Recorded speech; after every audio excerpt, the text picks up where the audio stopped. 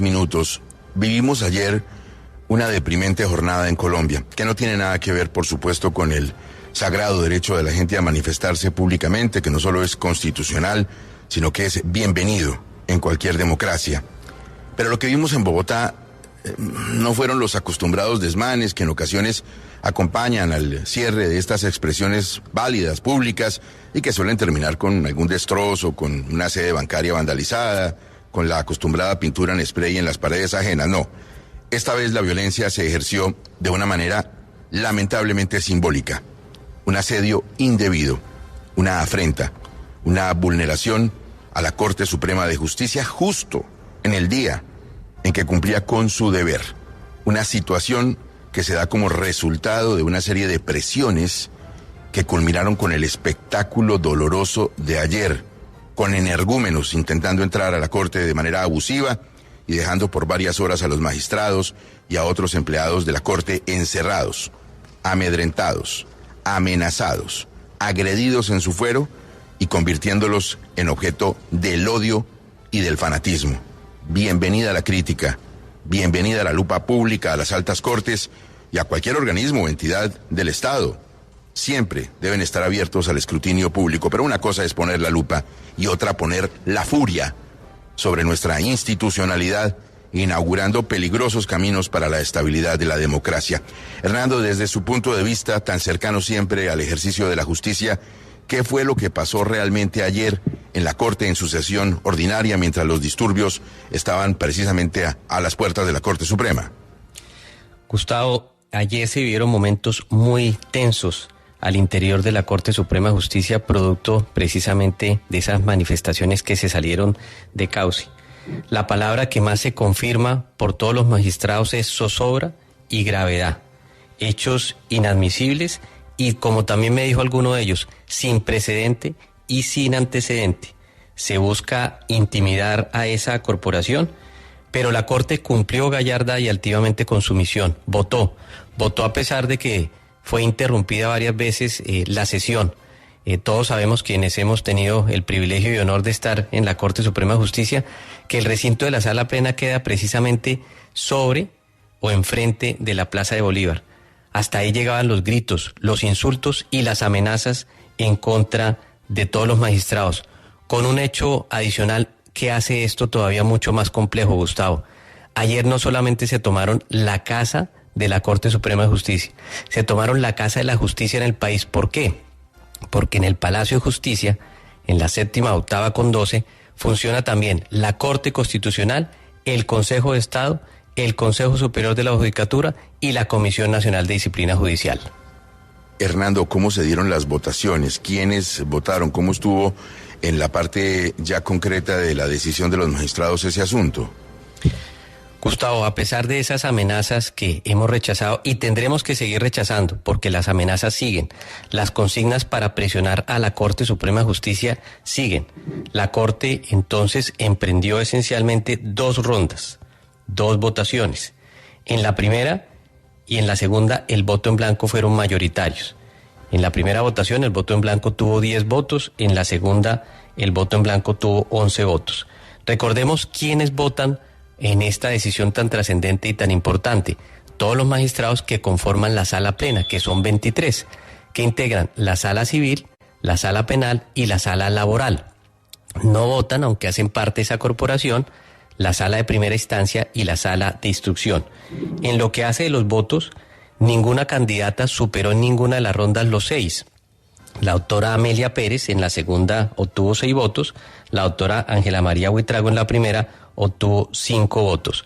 Están muy distantes las candidatas de los 16 votos requeridos para ser nueva fiscal general.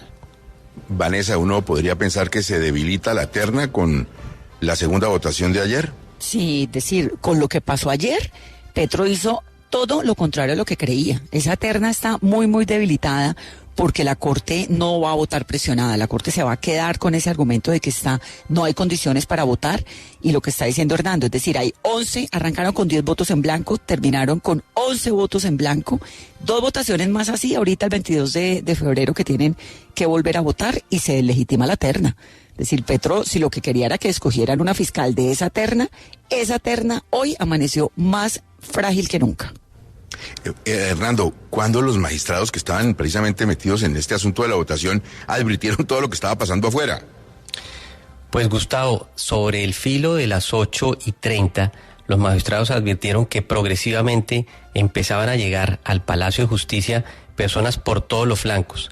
Pero además llamó mucho más la atención que no había la debida restricción policial para evitar esa posibilidad. Eso es como en las películas del viejo oeste. Se quedaron esperando la caballería llegó ya muy tarde. Por eso los anuncios, y lo digo con respeto, del ministro del Interior, del director de la policía, quien además aprecio, pues fueron absolutamente extemporáneos. Ya el daño estaba causado y la Corte Constitucional estaba intimidada. ¿Cómo reaccionaron los magistrados en ese momento, Hernando? Gustavo, hubo un llamado primero a la calma, pero además una palabra que resonó en toda la sala. No vamos a claudicar, no nos vamos a dejar intimidar. Cumplamos nuestra misión, la vamos a cumplir efectivamente y nos ceñimos a la Constitución, a la ley y a nuestro reglamento. Nadie puede presionar nuestras conciencias. El valor fundamental, como también me lo dijo uno de ellos, de un magistrado, de un juez, de un funcionario judicial, es su conciencia. Y la conciencia de todos los magistrados, que se sepa bien, y así estoy autorizado para decirlo, de todos los magistrados de la Corte Suprema de Justicia, ni se amenaza, ni se intimida, ni se compra. Hay un derecho absoluto, pues con el respeto obviamente de los límites de el buen comportamiento, de la propiedad privada, un derecho, digo, al ejercicio de la manifestación pública, pero a veces también se tocan sensibilidades que no deberían. Se vieron muchas banderas del M-19, Diana, en las puertas de la Corte Suprema de Justicia. No hay que hacer comparaciones desbordadas que no contribuyen en nada a la tranquilidad de este país con los hechos de la toma del Palacio de Justicia, nada que ver, pero de muy mal gusto exhibir las banderas del M-19 enfrente de los magistrados mientras los estaban presionando. De una torpeza absoluta, Gustavo, porque como usted dice, pues no se puede comparar una manifestación como la de ayer con la toma del Palacio de Justicia, pero sin duda esas banderas traen a la mente toda la recordación de lo que fue esta masacre terrible del Palacio de Justicia. Fue un símbolo que inmediatamente, Gustavo, hizo que se recordara todo lo que pasó con la toma que inicia el M-19 precisamente por ese parqueadero al Palacio de Justicia en el que ayer los manifestantes intentaban entrar. Y terrible, Gustavo, ¿por qué? ¿Y por qué insisto en la torpeza? Porque Gustavo Petro, el presidente de la República, es un exmiembro del M-19. Carlos Ramón González, director del DAPRE, es un exmiembro del M-19, al igual que muchos de los miembros del gobierno. Y eso hizo que se vinculara inmediatamente en muchos de los opositores también esto que pasó tan terrible con el Palacio de Justicia. Y más allá, Gustavo, porque empezó de nuevo esa discusión entonces de esa masacre de la justicia, de quién fue responsabilidad, y se llegó al punto de opiniones tan absurdas como la de la senadora María Fernanda Cabal, que dice aquí se necesita un Arias Cabrales que entre, a este momento. Así que, Gustavo, simbolismos nefastos, pero que además hacen recordar capítulos de la historia del país, y que uno entiende cómo el presidente Gustavo Petro pudo caer en algo tan dañino. Espinosa, ¿de dónde salió la versión de las piedras tiradas a un magistrado? Claro, esa versión, Gustavo, fue la primera que empezó a circular en redes sociales y la versión era una versión difícil de comprobar porque inicialmente uno de los magistrados me confirmó que en efecto trataron de agredir con una piedra a un magistrado de la Sala Civil, pero luego, después de preguntar con otros magistrados, lo que me explicaron fue lo siguiente: sí hubo un intento de agresión física y eso le estaba ocurriendo a cualquiera, no porque fueran magistrados, que intentara salir de Palacio, porque evidentemente es muy probable que la gente que estaba en la calle pues no reconozca cómo se ven los magistrados. Era cualquier persona que intentara salir del Palacio de Justicia cuando las cosas empezaron a ponerse en un tono un poco más complicado, que dos magistrados y otra persona fueron hostigados, no con piedras, sino tratando de agredirlos físicamente. Eso finalmente no ocurrió. Uno de esos magistrados incluso en un punto me dijo: nosotros no sentimos que nuestra vida está en riesgo, pero es verdad que de acá, por ahora, no podemos salir.